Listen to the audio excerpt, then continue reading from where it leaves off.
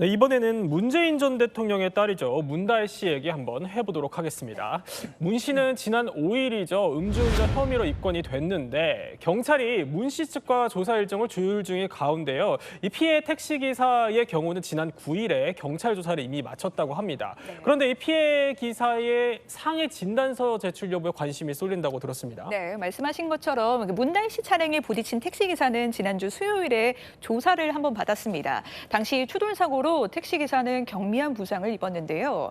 그렇기 때문에 피해 택시기사의 진단서가 제출되느냐, 안 하느냐, 이것이 바로 처벌 수위를 가르는 중요한 요소가 됩니다. 진단서를 제출하게 되면요, 음주운전으로 사람을 다치게 한 사건이 되기 때문에 위험운전 치상 혐의가 적용될 수 있거든요. 저희 사건팀이 취재한 바로는 택시기사가 병원에 가겠다 이런 뜻을 경찰에 전달했다고 합니다. 진단서 제출을 위해 병원에 가겠다 이렇게도 해석될 수 있는데요. 그런데 조금 전에 다른 보도에서는 현재 병원을 다니고는 있지만 보험 처리하기로 했고 진단서를 제출할 의사는 없다. 또 이런 보도도 나왔습니다.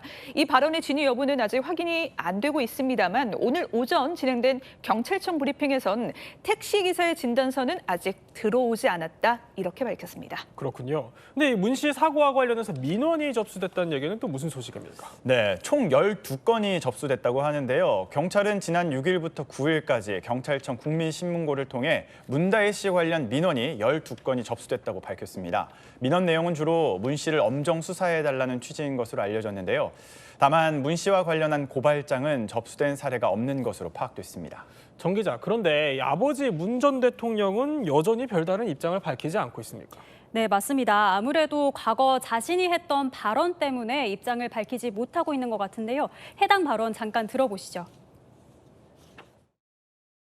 음주운전 사고는 실수가 아니라 살인 행위가 되기도 하고 음주운전은 습관처럼 이루어지고 있습니다.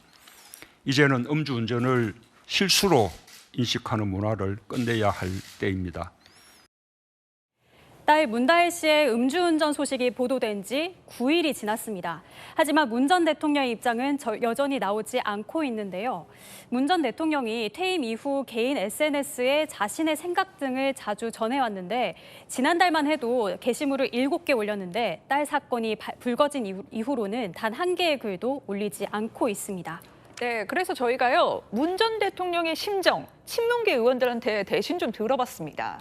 문 전 대통령이 지금 상황을 엄중하게 바라보고 있다고 전했습니다. 그러면서 딸 문다혜 씨에게도 화가 굉장히 많이 났다고 하더라고요. 그렇지만 문 전 대통령의 공식 입장은 조금 더 기다려봐야 할 것 같습니다. 당장 입장을 밝힐 계획이 없다는 게 친문계 의원들의 공통된 이야기인데요. 문 전 대통령의 최측근 윤건영 의원은 침묵하는 문 전 대통령을 대신해 이런 말을 했습니다. 문 전 대통령도 나도 생각이 비슷할 것이다. 법 앞에는 모두 평등하기 때문에 처벌을 받아야 된다고 생각하실 거라고요. 그렇군요.